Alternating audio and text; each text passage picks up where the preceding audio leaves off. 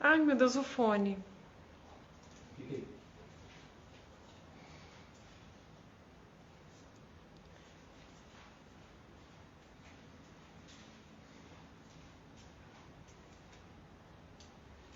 Então, põe certinho, vê qual é o lado.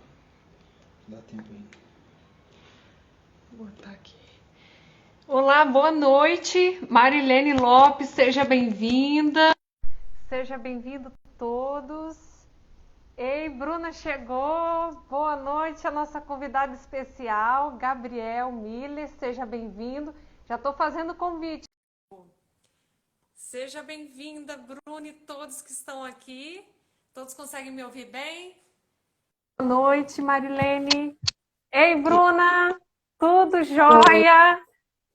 tudo bem? Prazer em conhecê-la, tá? Seja muito bem-vinda em nossa live, né?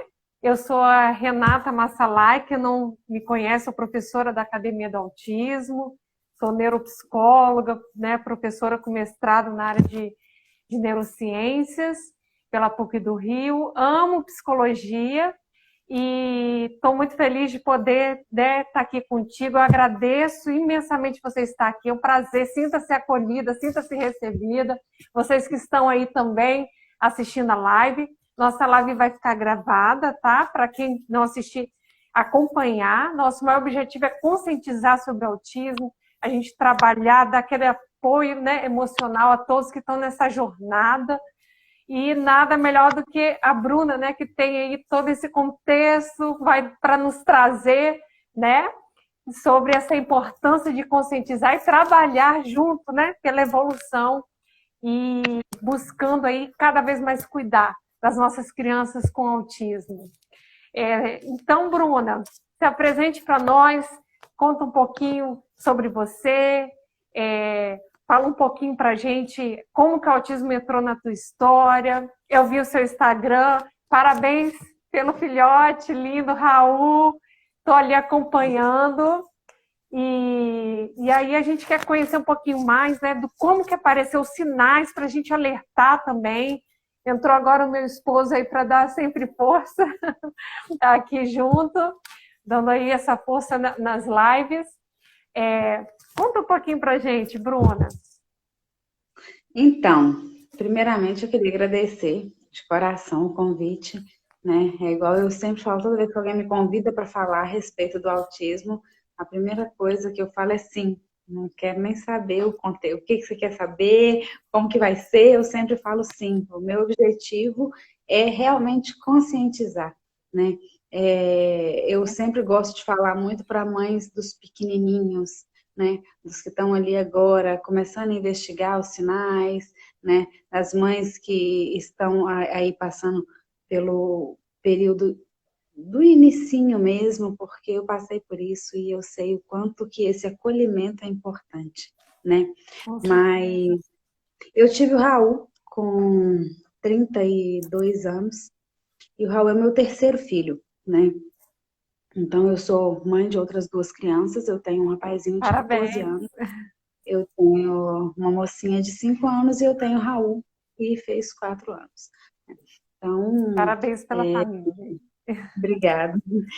O meu marido hoje é um parceiro de luta mesmo, mas nem sempre foi assim. Eu acho que a história de 90% de nós, mães de crianças com autismo, né? O início, os pais demoram um pouco para poder aceitar, né? O autismo começou a aparecer, Renata, aqui em casa, quando o Raul estava na minha barriga ainda, né?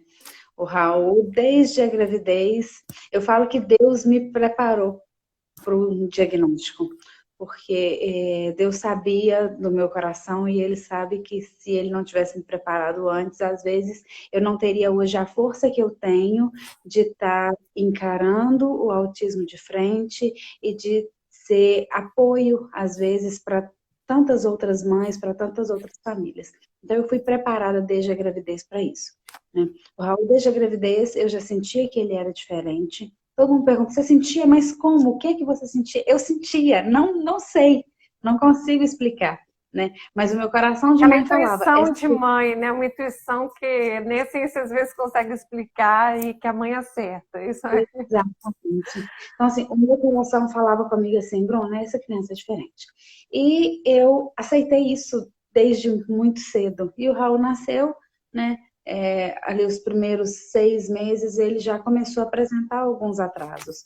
Como eu já tinha o neto de 14 e a Isadora, Uhum. e a Isadora e o neto têm uma diferença muito pequena de idade, né? A Isadora, no dia que a Isadora fez 1 ano e 2 meses, o Raul nasceu. Então, assim, a diferença realmente é muito pequena. Então, eu conseguia observar o que eles tinham de diferença de desenvolvimento. Então, ali, quando o Raul começou, chegou nos 6 meses, eu tenho alguma coisa, realmente tem alguma coisa de diferente. E o Raul, ele apresentou, o primeiro sinal que ele deu de atraso foi atraso motor, né? O Uhum. Raul, com 6 meses, ele não levava nada na boca, né? A criança com 6 meses já começou no acidente, o que ela quer fazer? Mão na boca. O Raul não Exatamente. colocava nenhuma mão na boca, Uhum. né? Então, isso foi a primeira coisa que me chamou a atenção. Depois de um tempo, depois de pesquisar e ler e ter contato com profissionais e mães, eu pude observar que o Raul, desde os 4 meses, tinha pouco sorriso social, né? A Uhum. gente chegava na beiradinha do berço dele e é como se não tivesse chegado ninguém ali. A criança, 4, 5, 6 meses, você chega na beirada do berço, ela te olha, ela ri, ela estende os bracinhos para você Verdade. pegar ela, né? Uhum. Nessa idade, ele não fazia isso, né? Então, assim, por mais que a gente chegasse, que a gente fizesse festa e brincasse, ele fingia que não tinha ninguém ali no berço, né? Mas isso para mim era comum, né? Assim, não que fosse normal, mas para mim era o jeitinho dele, ele é mais quietinho. Mas a partir do momento que eu vi que nem a mamadeira, né, ele segurava com 6 meses, opa, tem alguma coisa de estranho, né? E aqui eu mais meu marido, a gente troca turno, né? Eu trabalho de dia, ele trabalha à noite. Então, ele é que levava nas consultas.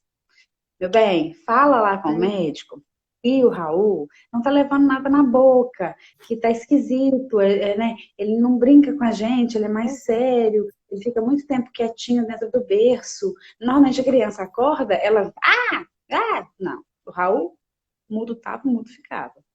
E aí o Max chegava do médico, meu bem, você falou com o médico? Falei. Ele falou que não é nada, não. Mentira, não tinha falado nada.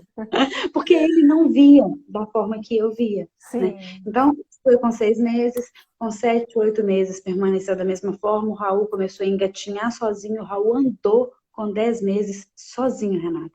O Raul não tinha aquela troca de vem na mamãe, e Uhum. não. Levantou e andou, fino e belo, sem ter Tipo essa assim, troca. né? Nossa. Não me interessa. Você é mãe, não me interessa. Você é pai, não me interessa. Entendeu? A gente chamava muito Raul, porque aqui em casa, assim, por mais que ele não tinha essa troca, a gente Uhum. sempre fez muita questão de estar conversando, de estar falando. Olha, agora vamos tomar banho, vamos lavar, não sei o quê. E às vezes a gente chamava Raul, ele olhando por nada tava, às vezes, olhando por nada ele ficava, ele não atendia, ele não respondia aos chamados. Uhum. Não foi outra coisa que nos preocupou. Ele Uhum. não olhava. O autismo do Raul era bem clássico com um ano. O Raul não. Atendia quando era chamado, não olhava quando chamava Raul. O Raul não interagia, era zero interação. E isso não é só comigo e com o pai, com os irmãos. Até a irmã, que era mais ou menos da mesma idade, que Uhum. teoricamente eles deveriam estar pelo menos brigando, nem isso eles faziam. Né? O Raul não tinha interesse nas pessoas. O que a gente via era isso. Se você desse uma garrafa PET na mão do Raul, 1 litro descartável, ele brincava horas com aquilo ali. Se você ligasse uma música da Galinha Pintadinha lá na Uhum. sala, ele assim, na cozinha, ele corria para lá. Mas se eu chamasse Raul, Não vi. ele não olhava, né? Uhum. Então, assim, essas coisas foram o que me fizeram ter, o Raul estava quase chegando em 1 ano, eu precisei levá-lo numa consulta de emergência, porque ele estava muito gripado e tal, e eu levei. E aí, no final da consulta, a médica me perguntou assim: Ô mãe, tem mais alguma coisa que te preocupa? Eu falei: tem. O Raul faz assim com a mão o tempo todo. Ele andava olhando aqui, ficava assim, ó, horas no berço, olhando para a mãozinha. O Raul é Uhum. muito quieto. O Raul não fala nada, nem balbucia, zero. O Raul andou sozinho e falei tudo que eu já estava observando desde 6 meses. E ela Uhum. falou comigo, mãe, o que a gente deve preocupar, o que a gente deve se atentar é pro autismo. Mas eu não acredito que seja. E tá difícil para eu avaliar, que ele tá moadinho e tal. Vou te encaminhar para um neuro. Uhum. Foi a primeira vez que um profissional, ele estava com 1 ano, estava falando para mim qual era a suspeita que poderia existir. Uhum. Até então, eu via os atrasos, mas eu nunca tinha me tocado. Uhum. Vou entrar na internet, vou pesquisar. Não, até então não. Né? E aí, nesse dia, eu resolvi procurar o que era autismo. E, mais uma vez, a mão de Deus me mostrou um vídeo de uma criança exatamente da mesma forma que o Raul era. Com as mesmas estereotipias, com as mesmas, a mesma falta de interesse, a falta do contato, a falta de olhar quando era chamado, né? Então, assim, e aí a gente começou, né, a nossa investigação. E aí a gente está nessa luta, Renata, até hoje, porque não é fácil. Eu falo que é uma luta, mas que a gente luta com garra, né? A gente luta com prazer de estar lutando. Exatamente, Bruna. Eu já vejo assim, conversando contigo, quando tem uma guerreira aí na outra tela, gente, uma guerreirona. Primeiro, parabenizar pela garra, porque você já falou de uma forma assim, que é a realidade. Você está, todo esse propósito na sua vida do autismo, você usa para ajudar e abençoar outras famílias. Em vez de ficar Sim. na dor, a Bruna está escolhendo o quê? Não, eu vou trazer isso como lidar com isso. Como me tornei? A Bruna não é mais a mesma, né? Se tornou muito mais forte, se tornou alguém muito mais com resiliência para lidar com as situações difíceis, né? Lidar com os desafios e avanços e percalços que tem nessa linda trajetória dentro do autismo. E a gente sabe que não é fácil, não é, existe luta, existe preocupações, mas o acolhimento, o se sentir ali, o cuidado, né, os profissionais junto, a família dando suporte, os irmãos ali com certeza junto, né, Bruna, sendo apoiadores nesse processo. Então, eu acho maravilhoso, toda essa fala já me encanta, porque eu tenho certeza que quem está ouvindo também, porque em vez de ser vítima, eu vou usar isso tudo para ser o que? Uma vencedora, alguém que superou, que está vencendo. Sabemos que o autismo não tem cura, mas existe a evolução, existe o prognóstico, existe um caminho de evolução onde o autista está cada vez mais funcionais socialmente, cada vez mais adaptáveis no contexto social. Todo mundo tem a capacidade de aprender. É isso que eu digo para todos os pacientes, para as mamães, para os papais, né? O E diagnóstico não é a palavra final. Eu sempre gosto eu de falo que esse afirmar. papel de vítima, ele não cabe pra gente, para nós que Sim, somos mães. Porque o tempo, Renato, que a gente está aqui se vitimizando, né, a gente está perdendo, né? A gente não pode perder tempo com os nossos filhos. A gente sabe que um importante. dia das nossas crianças Vale vale muito. ouro, né? Vale E ouro. o que eu não faço hoje, amanhã, se eu fizer, já não vai ter o mesmo resultado mais. Então, isso é muito importante, né? Porque eu sempre falo com as mães, mas eu ainda não tenho diagnóstico, eu não sei o que fazer. Faz alguma coisa. Não espere, o diagnóstico pode demorar, né? O Exatamente. diagnóstico, às vezes, ele demora 1 ano para sair, às vezes demora mais para você ter um laudo, para você ter um papel na sua mão com um CID escrito. Mas esse tempo que você vai ficar esperando, você está perdendo, né? E as crianças com autismo, elas não têm tempo a perder, a gente não pode, né? Exatamente. Não espere, né? Não existe. A gente sempre combate a frase aqui que cada um tem seu tempo, que isso é uma mentira. Porque no cérebro existe esse período crítico de aprendizagem de 2 a 3 anos, onde existe esse boom de importância. Jô 4090 falou: tempo vitimizando a tempo perdido sem estímulo. Falou tudo, Jô. Arrasou, tá? Realmente. Exatamente. A gente diz isso porque existem mães que, né, que pode estar assistindo, que vão nos assistir, que chegou, que pegou o diagnóstico, a gente se depara isso muito no consultório. Então, a gente trabalhar essas questões emocionais é muito importante, porque isso impacta diretamente no que eu vou fazer com meu filho, nas ações que eu vou tomar. Então, o quanto você, por exemplo, aceitou, né, Bruna, de imediato pelo que você nos reporta. Mas e aquelas mães, pais que ficam com a negação e que demora a começar o tratamento, né? A gente até entende. A gente até entende. Eu, particularmente, Renata, estando do lado de cá, né, eu consigo entender o coração dessas mães. Eu consigo me colocar, assim, com bastante lugar de mesmo, sabe? No lugar delas, eu consigo sentir o que elas sentem quando elas falam comigo. Não, eu não aceito, não é, entendeu? Porque quando a gente descobre que está grávida, a gente pensa, a gente planeja, a gente projeta tanta coisa, entendeu? E o que eu sempre falo com todas as mães que eu tenho oportunidade, que me dão essa abertura para falar, é sempre a mesma coisa. Você tem o direito de se entristecer pelo diagnóstico do seu filho. Você tem direito de chorar. Eu choro, Renata, até hoje. E eu acho que eu vou chorar o resto da minha vida. Entendeu? Cada um tem sua forma de elaborar até, né, canalizar positivamente essa situação, né? Até isso vai viver angústia, vai vir pensamentos, às vezes, negativos, medo do futuro. Se eu não estiver mais aqui, como é que vai ser meu filho, né? Exatamente. Que a Jo falou que outro ponto é achar que tudo vai resolver sem ação. Infelizmente, tem que agir sistematicamente. Sou avó de autista. Exatamente. Falou perfeito, Jo. Exatamente. Então, assim, eu consigo me colocar no lugar, eu consigo entender, eu consigo sentir a dor dessas mães.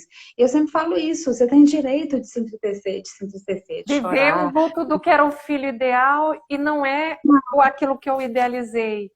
Né? Mas é um tempo que você precisa, às vezes, para a gente se recolher, na hora que a gente voltar, a gente resolver levantar e agir, a gente volta com um impulso maior, com uma força maior, com uma garra, uma determinação maior, porque o tempo não para e os filhos precisam da gente. Sim. Né? Por isso que trabalhar o emocional dos pais é tão importante, né? Porque vivem realmente nessa a cobrança, que eu tenho que estar fazendo aqui o ABA em casa, aplicando, né? A cobrança de que meu filho é muitas horas de terapia. Tudo isso existe um desgaste emocional e que precisa ser trabalhado, ressignificado. Como você já colocou a proposta, né? A minha missão é transformar isso tudo em ajuda para as pessoas.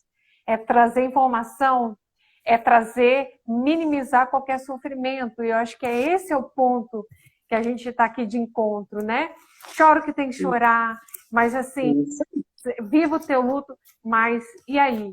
Eu vou ser vítima, vou ficar sofrendo, que ações que eu vou tomar, porque esse tempo vai correndo, eu estou parceira nesse processo do desenvolvimento do meu filho, da minha filha com autismo, e o que eu posso fazer para lidar isso da melhor forma. O que eu ganho em fazer assim? Negando o autismo? O que eu perco? Tem uma outra forma de encarar o autismo na minha história, que às vezes por que a minha verdade é absoluta? Né? Por que eu tenho que encarar pensando pior? Qual a evidência de que o pior é a realidade? Que ele não vai ser alguém brilhante lá na frente, né? Um escritor, um professor. O que impede? Se é a minha própria crença, a minha forma de agir. E esses pensamentos atrapalham muito, às vezes, no tratamento, porque ficam, né? Ai, o medo, não vou botar na terapia, né? Então, é importante trabalhar muito as questões emocionais. Os pais têm que estar bem. Eu coloquei na terapia, ele fica chorando na hora de entrar, eu não vou levar mais, né? Eu tive esse pensamento, porque eu coloquei o Raul chorou durante 6 meses, 8 meses. E você teve que ter persistência, né, Bruna? Indo, ele chorando e lá. É pro bem dele. Eu sei que ele tá chorando, mas vai passar. Eu chorava também. Às vezes eu coração de mãe, não tem jeito. Chora junto assim. A moto segurava na mão dele, a gente ficava de mão dada ali o tempo que ele estava lá dentro chorando. A gente não precisava falar nada um com o outro, né? A gente estava ali, a gente estava sofrendo junto, mas a gente sabia que não ia ser para sempre, né? Então, assim, eu consigo ver 2 lados. Eu vejo o lado quando as pessoas falam que os pais têm que entrar com as crianças, né? É que isso é desrespeitoso com a criança, mas eu também vejo o outro lado, que é o lado que eu estava, que é de confiar no profissional que estava atendendo meu filho. E quando ela disse para mim, ele vai chorar hoje, ele pode chorar semana que vem, ele pode chorar um ano, mas o tempo que ele está chorando, ele não está só chorando, não está só passando. Ele não está só ali passando um tempo chorando, tem aprendizado em tudo que está acontecendo. Exatamente. Né? Então, assim, o tempo que ele está ali chorando, a gente está trabalhando com ele a rigidez, a gente está trabalhando com ele, Perfeito, né? Às vezes, perfeito. o lado, né, dessa proximidade ainda com o profissional, que para ele é um pouco mais custoso. A gente está trabalhando com um pouco mais dessa independência, sair um pouquinho de perto dos pais. Então, assim, muitas coisas a gente vai estar trabalhando. E aí, eu falo o seguinte, a gente precisa confiar no profissional que está atendendo o nosso filho. Né? Não adianta nada eu pegar meu filho para um profissional, se eu não confio no trabalho dele. É melhor não entregar. Né? É melhor você ficar com ele dentro de casa. Então, assim, confia, mães, confiem no profissional que vocês escolherem para cuidar dos seus filhos. Isso é de extrema importância. Falou tudo, Bruna. Falou tudo, porque é importante passar. Meu telefone está descarregando. Deixa eu pegar o carregador. Deixa. Tranquilo, vai dar certo. Estamos aqui. A gente aguarda um pouquinho a Bruna, que ela vai retomar aqui para a gente abordar, né, sobre esse assunto tão importante. A gente vai falar também sobre epilepsia, né, dentro do autismo. A gente está conhecendo um pouquinho da história dela, né, juntamente com o Raul Filho, que tem autismo. E depois a gente vai abordar um pouquinho sobre as questões da epilepsia. Mas, Bruna, o que você reportou... Também foi uma surpresa. Então, a gente vai reportar a importância, né, que você está tomando aqui para a gente de confiar no profissional, mas aquilo e também eu acho importante os profissionais que estão aqui presentes, né, que esteja aqui nos assistindo, passar informações como essa profissional passou. De passar essa informação, não é deixar a criança ali na sala e o pai fica esperando na sala de espera e não sabe o que está acontecendo. Então, isso é um erro, é importante deixar tudo escrito, eu deixo até escrito, sabe? Manda e-mail, manda material, porque eu acho que informação, gente, minimiza o sofrimento, minimiza. Quando você foi pesquisar sobre o autismo, você foi se ambientando mais, né, Bruna? Cada vez mais se ambientando da situação, lidando e melhorando ali as ações em casa para a evolução do teu filho. Então, a gente precisa passar essas informações e os pais, antes de tudo, acreditar nos filhos, né? Ter esse poder. Uma coisa que eu quero reportar que você falou, para a gente conscientizar cada vez mais sobre os sinais, pessoal que está aqui assistindo. A Bruna falou inúmeros sinais. Eu tenho um vídeo no YouTube, quem quiser assistir, sobre os sinais no autismo em bebês. Eu coloco quase 30 sinais em bebês no autismo. Sim. Depois eu passo o link para você, se quiser. Se as pessoas quiserem, eu mando no privado, no meu canal no YouTube. Você falou pontos importantes. A hipotonia, por exemplo, né? Essa dificuldade motora. É um aspecto muito importante que também é evidência em bebês. Como ela colocou ali na mamadeira, né? Tinha aquela dificuldade de pegar, colocar. Isso gera um ponto de atenção. Levava a mão na boca, não levava nada na boca, não nada. Existe essa dificuldade, a coordenação motora fina, global, a hipotonia, que estatisticamente está correlacionado com o autismo, já estava se apresentando ali. Um outro ponto que ela falou foi a questão do atraso, por exemplo, balbucio, não balbuciava. Bebês neuroatípicos, que têm transtorno do espectro do autismo, um balbucio vai atrasar, normalmente tem que ser 6 meses, espera-se. Então, se dentro dessa faixa não está bi, fazendo balbucio, é realmente já prestar atenção. As mãozinhas, fixação nas mãos, né? Nos pontos, as luzinhas no berço. Isso é muito comum, os bebês, né, neuroatípicos, bebês com autismo, fixarem nos pontos de hiperfoco, até por causa da rigidez, né, do padrão restrito do comportamento. Ana, interessante você falar isso, que eu estou lembrando uma coisa que tem O Raul já tá com 4 anos e até então eu não tinha lembrado, não falei isso em live nenhuma até hoje, porque eu não lembrava. Quando ele ainda ficava muito tempo no berço, e como ele gostava de ficar no berço, o meu pai pegou um interruptor desses de lâmpada e Aham. pregou no berço dele. Então aqui, ele ficava tec, tec, tec, o dia inteiro se deixasse. Pra gente, ele estava distraindo, Aham. né? É o que ele tinha para distrair, ele não tinha interesse em nada, naquilo ali ele tinha interesse.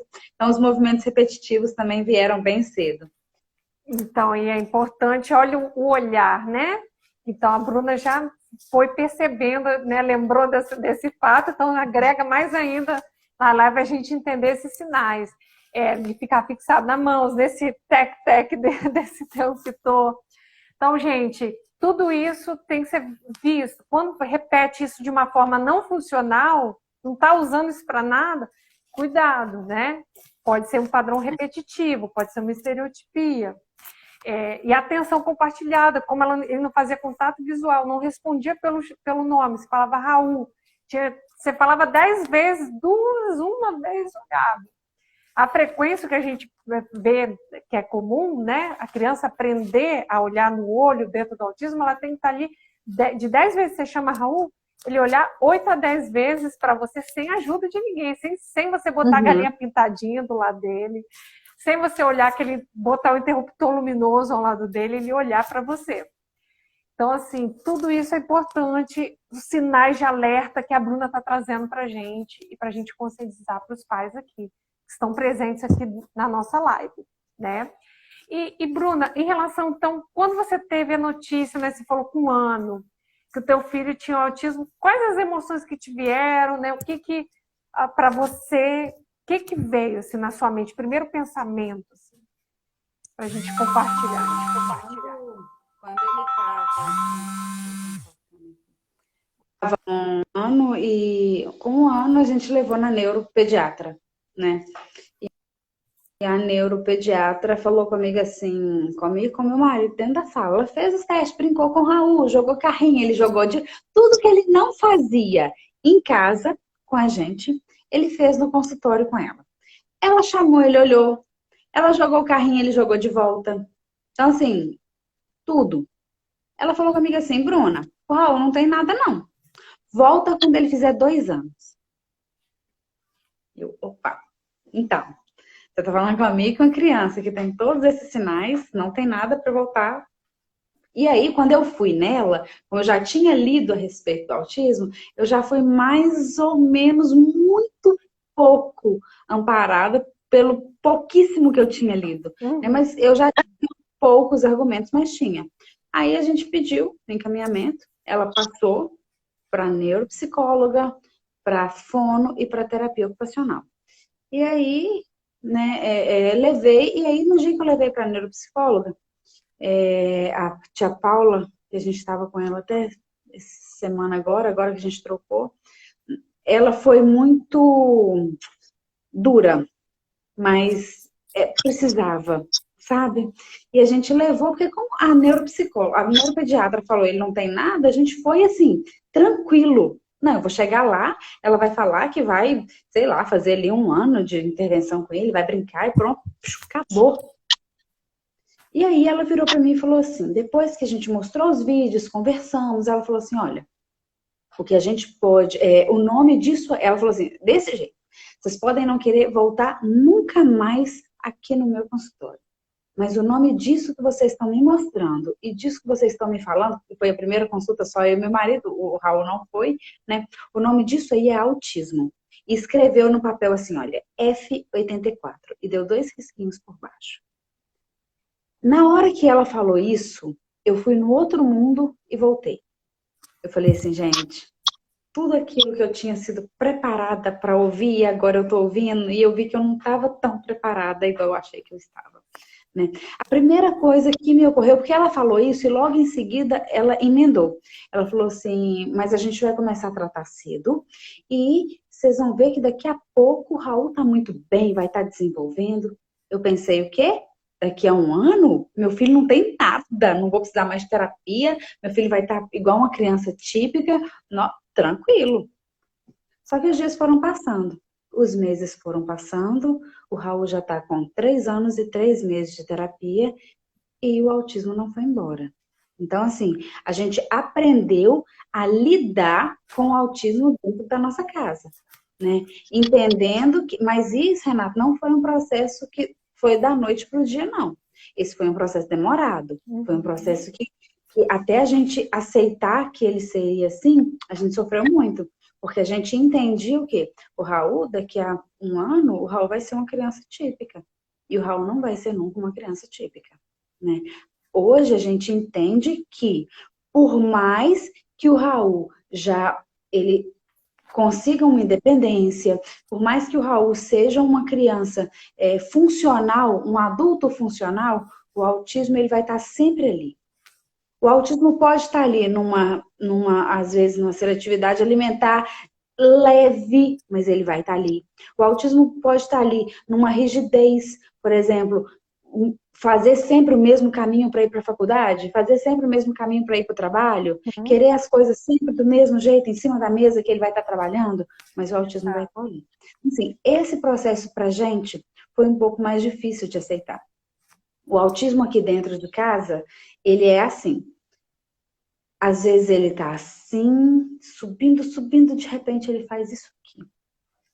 Então, isso a gente sabe que é do autismo, mas é também por causa da epilepsia. Então, é tudo muito...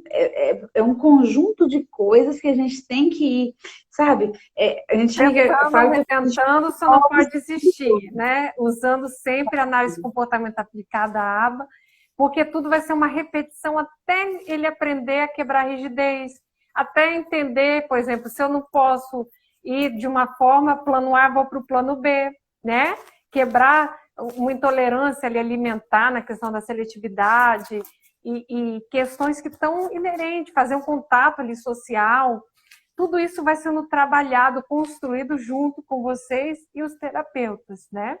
Agora você falou um ponto importante sobre a epilepsia, conta um pouquinho para a gente como ocorreu, e, né, em relação ao Raul, até para a gente observar, né, questões dos sinais, né, a gente alertar que as pessoas, os alunos meus aí, que faz parte do curso, assim como também os pacientes, pais e mães presentes, assim.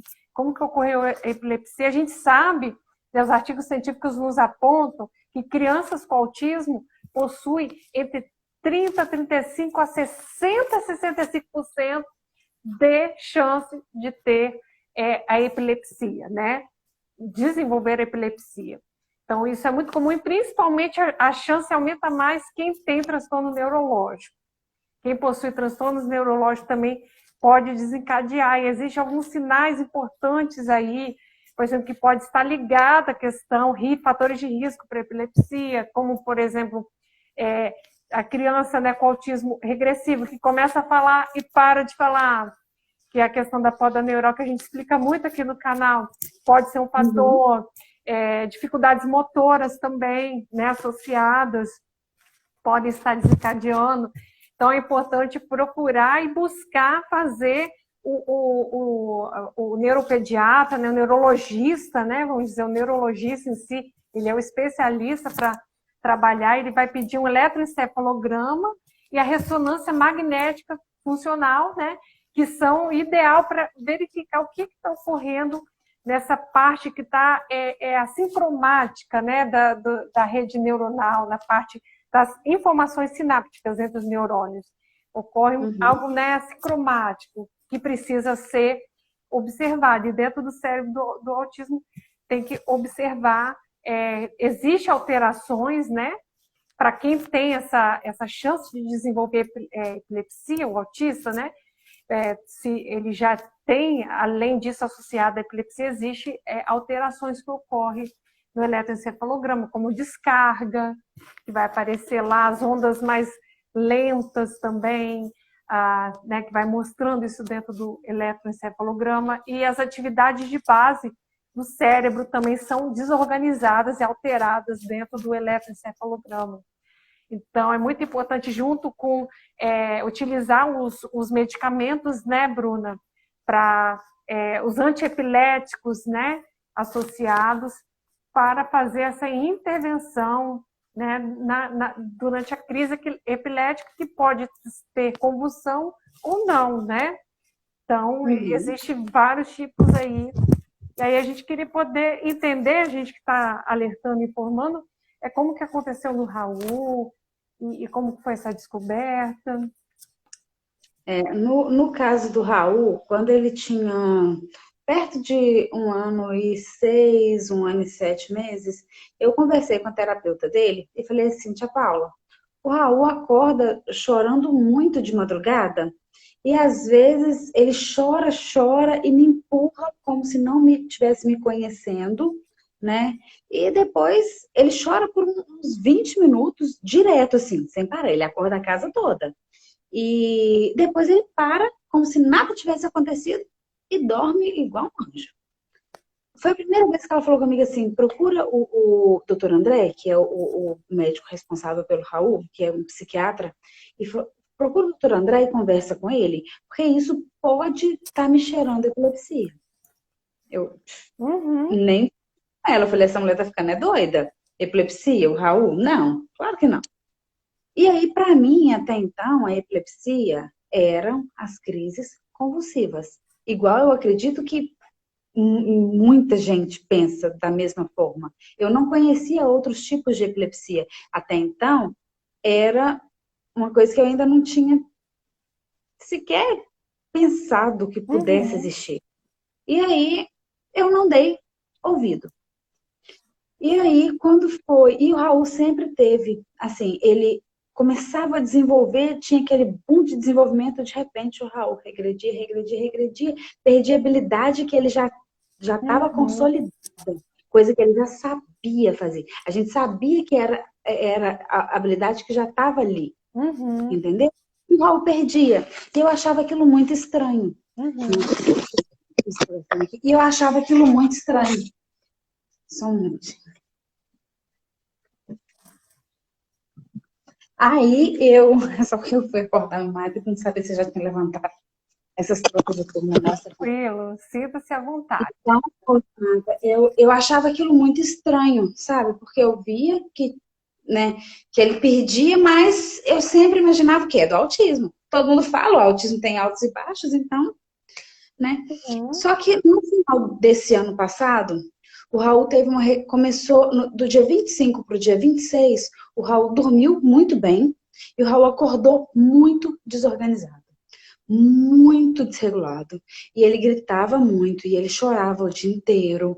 E a gente imaginou o quê? A gente teve visita no Natal, dia 25. Pensei que eram pessoas que ele conhecia, eram os tios, que ele já tinha costume, mas não sei, aconteceu alguma coisa ali e a gente achou muito estranho.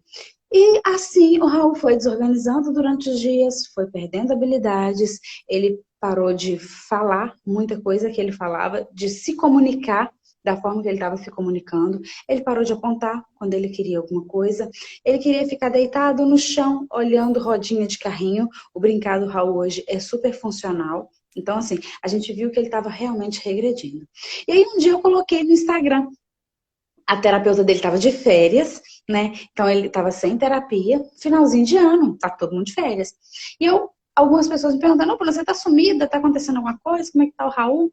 E aí eu coloquei, falei, gente, a gente tá passando por alguns dias difíceis, o Raul não tá legal, ele tá regredindo e tal. E a terapeuta dele viu. E ela me mandou mensagem. Ela falou assim, como assim que o Raul tá regredindo desse jeito e eu não tô sabendo? Aí eu falei com ela, você tá de férias. Ela falou assim, mas você sabe que você tem livre acesso a mim. Você precisava ter me falado. Então, assim, levei um puxão de orelha, porque eu não falei com ela, né? E aí ela me ligou e perguntou, o que é que está acontecendo? E aí eu expliquei. O Raul tá regredindo, tá perdendo algumas habilidades. Como a gente trabalha muito com o Raul, hoje eu não sento mais na mesinha para fazer trabalho de mesinha com o Raul, que hoje, graças a Deus, ele não precisa mais. Mas a intervenção do Raul aqui em casa é 24 horas por dia, né? A gente faz uma intervenção, mas ela é intervenção. A gente não tem uma vida de pai, mãe e filho. É 2 terapeutas com uma criança com autismo, né? Então, assim, eu via que aquilo ali não estava legal. Ela falou comigo, marca urgente com o médico dele. Não espera. Não espera, porque pode ser algo grave. Do jeito que você está me falando, pode ser algo grave. Uhum. E aí, quando ela fala assim, ela fala e ela preocupa a gente, porque ela sabe o que é que ela está falando, né? E aí, como eu senti que tinha alguma coisa que realmente era mais preocupante, eu consegui marcar rápido com o psiquiatra dele. E eu cheguei no psiquiatra e falei, doutor André, eu estou com esse problema com o Raul. E aí ele me perguntou assim, Bruno, você só observou essa perda de habilidade ou teve alguma coisa a mais? Eu falei, não. Aí ele me perguntou assim, o Raul, às vezes está brincando, bonitinho lá, de repente ele fica paradinho e depois volta como se nada tivesse acontecendo? Faz isso todo dia. Às vezes 2, 3 vezes no dia, às vezes até mais, né? E eu sempre falava com meu marido assim, não, Raul viaja na maionese, olha lá, tá viajando na maionese. Às vezes, Raul, ei, Raul. Nada. Paradinho ele estava, paradinho ele ficava. E depois ele voltava como se nada tivesse acontecendo. Logo depois, normalmente, ele ficava sonolento, ficava mais agitado, tinha umas mudanças muito bruscas de humor. E aí ele suspeitou da epilepsia por causa desses sinais que para mim eram do autismo, né? Essa paradinha que dava, Raul, ele não está me respondendo, opa, tem alguma coisa de errado.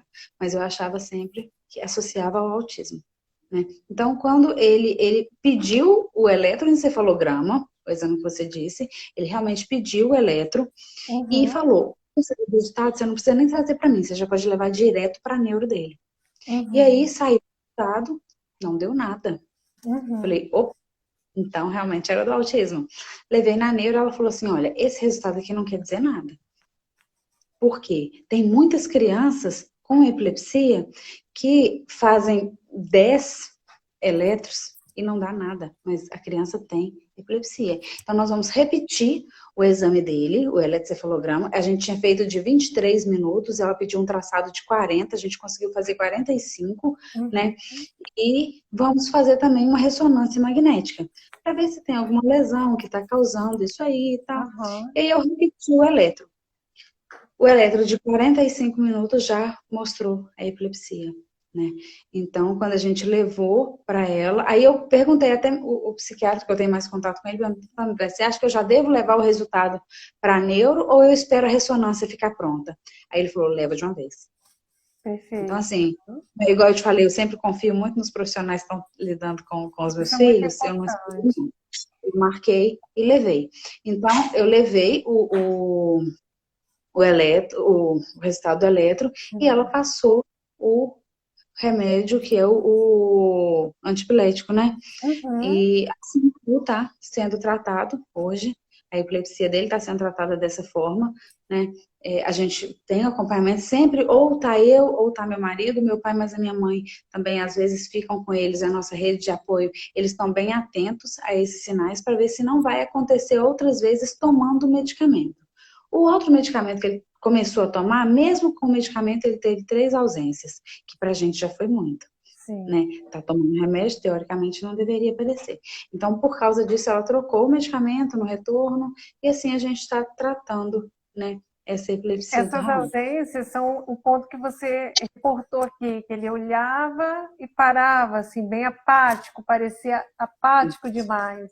Então, isso aí é um pouco do sinal da epilepsia na crise de ausência. Então, a gente tem que ter muito cuidado. Existe também aqueles que fazem a convulsão, que cai no chão, faz os tiques ali, motores ou tremores. Era o que eu achava que era epilepsia. Para mim era só... Não, são esses dois, são esses tipos, né? A que faz a convulsão e a que não tem, a crise, né? Aquela sem, com ausência mesmo de convulsão, mas que é assim, a pessoa às vezes perde a consciência, vem de uma forma assim, paralisa, fica apático, você pergunta, Raul, tal. Você vê, nossa, está no mundo dele, mas não é, não se confunda com o autismo. Pode ser uma crise epilética, ainda mais que foi contactada, né, pela segunda eletro. O importante é que você não ficou em um só refém, você fez novo exame. Então, acho importante procurar realmente, faz novamente, veja, porque a neuro, né, alertou de 10, então tem gente que fala que não tem, mas tem. Então, é importante fazer os exames. E essas crises, elas podem ser focais, né? Igual assim, às vezes, fazer aqueles tiques, né? Motores no rosto, nas partes do corpo, ou generalizada, que vai em todas as partes do corpo e se debate. Então, é importante estar, ou a crise de ausência, como no caso foi na situação do Raul. Né? Então, é importante conscientizar isso. E, por exemplo, e se ocorrer uma crise, Renata e Bruna, que meu filho começa a cair debatendo no chão, é muito importante não deitar de lado, né, para que evite a criança engasgar com a própria saliva, né? E é importante também não botar nada na boca, o garfo que a gente coloca, enfia pano, né? Enfia o dedo e machuca ali toda a parte, né, da garganta sensível. O importante é você acalmar, né, a criança ficar ali do lado até conter e levar ao médico, né? Fazer logo ir direto depois ao médico para examiná-lo. Mas, assim, é importante não fazer o nosso jeitinho brasileiro também, porque pode prejudicar aí a criança, tá? E tratar como está sendo feita aí a Bruna, né? Está fazendo aí o tratamento. O importante, Bruna, é o persistir, é um caminho que é longo, como você falou, os altos e baixos, essa questão da regressão que ocorreu, também pode ser um indício também, né, de ter, né, mostrado assim, indicativo da epilepsia, além também da questão da falha da poda neural, que ocorre dentro do autismo, é comum. Sim, inclusive teve com 1 ano e 7 meses, 1 ano e 6 meses, mais ou menos, ele teve uma significativa, mas que a gente foi, a gente sempre conversando com os terapeutas, era bem essa fase dessa poda, então a gente ficou tranquilo, entendeu? Vamos trabalhar, vamos correr atrás para recuperar isso aí e tal, né? Mas agora, com 4 anos, quase 4 anos, não justificava essa regressão.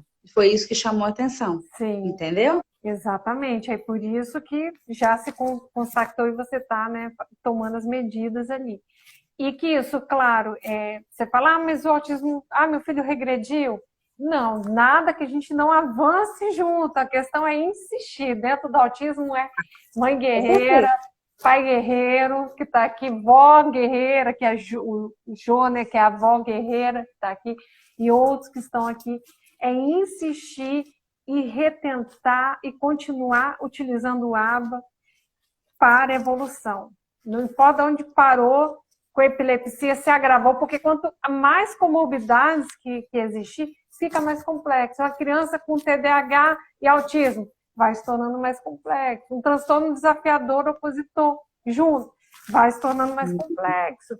Mas maior também você vai ver a trajetória da evolução e da ajuda, do potencial que você vai trazer ali de ajuda para as pessoas também. Né? Maior desafio. O que não te desafia não te transforma. É isso. Verdade. Que eu isso vejo. É verdade. Que não te desafia não te transforma. Então, usa isso para te transformar. O que a gente já aprendeu, né, depois do diagnóstico do Raul, tanto eu quanto o meu esposo, o que a gente já, sabe, passou depois do diagnóstico, a gente ao pai aí. Olá, seja bem-vindo à nossa live, tudo bem? Bem-vindo a trabalhar. Estamos aqui conhecendo, parabéns pela família, viu? Conhecendo aqui um pouco da história. Deus abençoe vocês. Meu bem tá indo trabalhar. Te falei, é troca de turno. Eu chego e ele sai. É corrido. Vamos que vamos. Mas, Bruna, é importante você, né, igual você estava reportando sobre esses sinais da epilepsia, né, olhar essas comorbidades possíveis aí e buscar o profissional. Gostaria de reportar também, né, para a gente estar aqui alinhando, fechando, né, também a nossa live. Se alguém quiser perguntar alguma coisa, tá, pessoal? Fiquem à vontade, eu e Bruno estamos aqui para poder ajudar, auxiliar, né, conversar. Se alguém quiser comentar alguma coisa, sintam-se à vontade para estar junto aqui com a gente.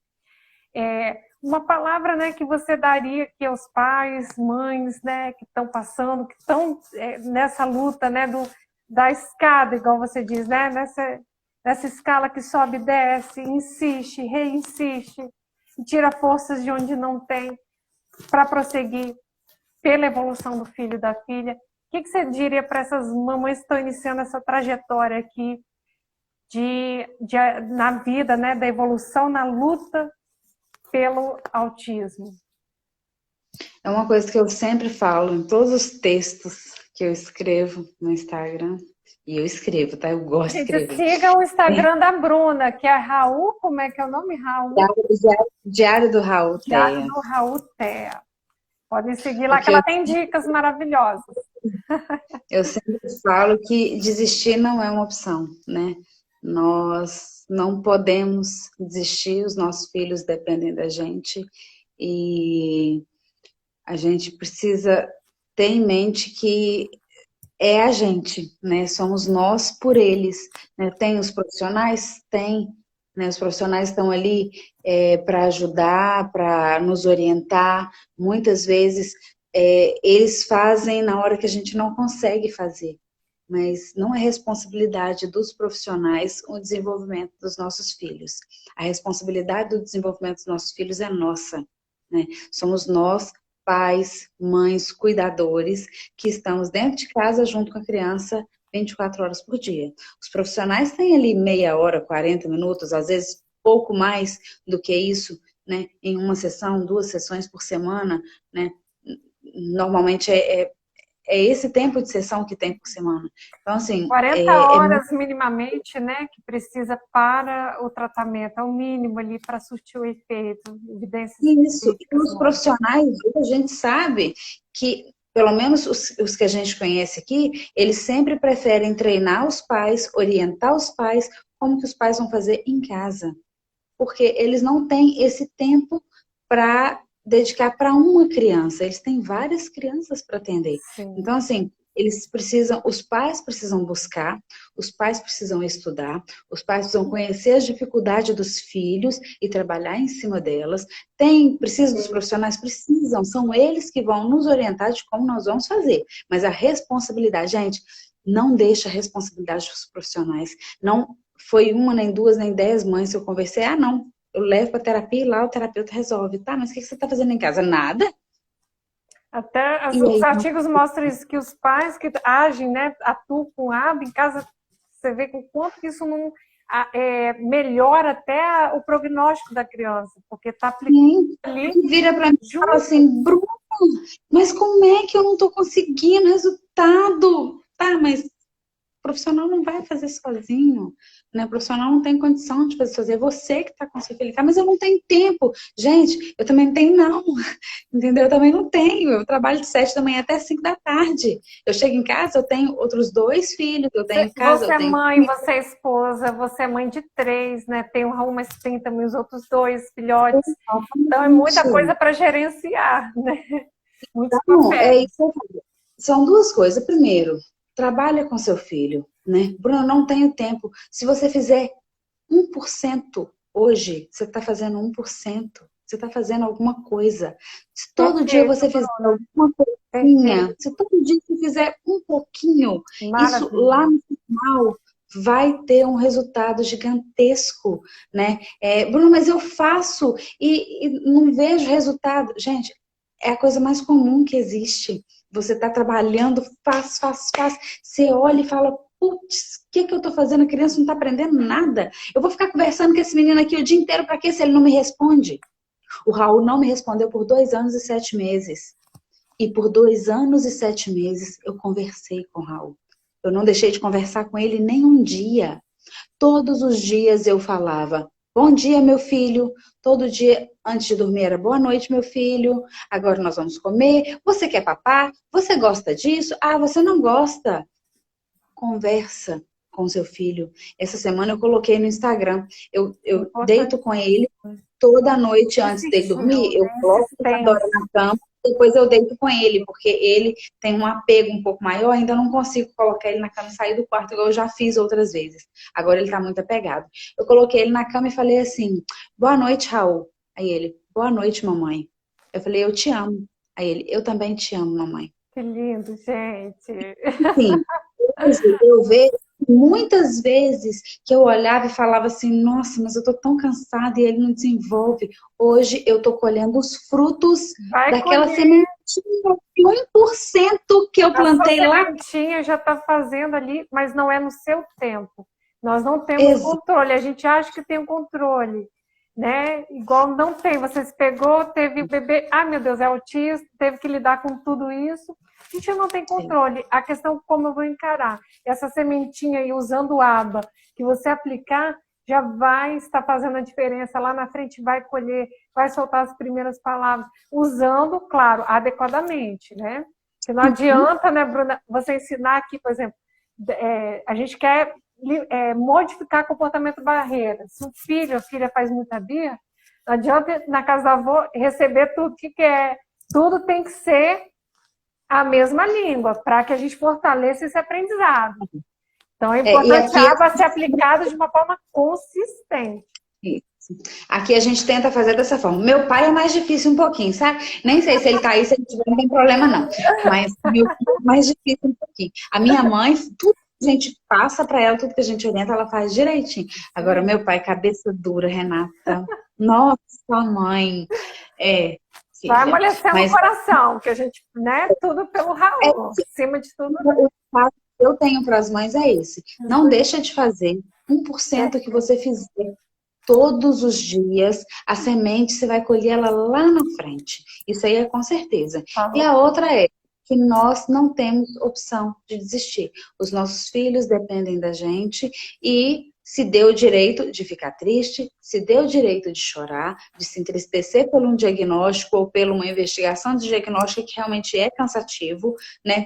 Mas se você vê que você não está dando conta de levantar e partir para a luta, procura ajuda. Procura ajuda porque às vezes a gente acha que a gente está bem, que a gente vai dar conta e que a gente é forte, que a gente é guerreira, mas às vezes tudo que você precisa é de um profissional que vai te ajudar, que vai te apoiar, que vai, entendeu? Te orientar. Vai te informar, minimizar seu sofrimento, né? Te trabalhar em equipe pela evolução, vendo que quanto mais você estimular o contato visual, mais essa frequência de comportamento vai ter, né? Ele vai aprender, vai armazenar isso na memória de trabalho, vai consolidando esse aprendizado, ou seja, todos podem aprender. E nós nem precisamos de cuidados, né? Principalmente os pais e mães, principalmente para lidar com tudo isso, com os altos e baixos, né? Com a questão do meu filho parou de falar, igual aconteceu com você, epilepsia junto, vamos trabalhar. Tudo a gente vai buscar. Como eu vou falar, o que não te desafia, não te transforma. Então, é importante, com isso, utilizar essa força e a garra que você construiu com tudo isso. Mas é isso, Bruna, eu quero agradecer a sua presença, foi maravilhoso estar aqui contigo, agradecer a presença... Passou rápido. Porque eu sou espontânea, eu falo que tem um roteiro, mas eu gosto de deixar fluir natural, eu gosto de deixar a coisa rolar. Eu não gosto de roteiro. Gosto de roteiro. Eu falei, vamos deixar fluir, vamos falando. Se alguém quiser falar alguma coisa, a gente fique à vontade na nossa live aqui para falar. Quiser comentar alguma coisa que a gente possa dar alguma dica também, fiquem à vontade.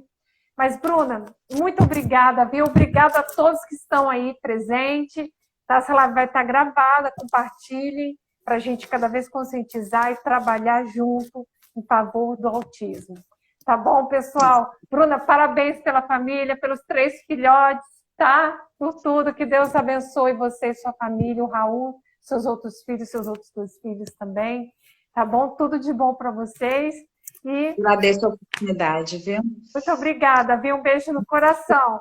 Parabéns, mãe guerreira. Isso aí, juntos pelo terra, viu? Tamo junto mesmo. Terra, tá? Com certeza. Beijo, querida. Tchau, tchau. Tchau, pessoal. Tchau. Beijos.